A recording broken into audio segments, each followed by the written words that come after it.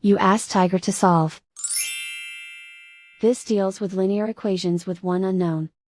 The final result is x equals -1. Let's solve it step by step. Group all x terms on the left side of the equation. Add x to both sides.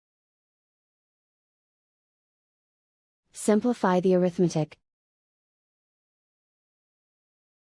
Group like terms. Simplify the arithmetic. Isolate the x. Divide both sides by -3. Cancel out the negatives. Simplify the fraction.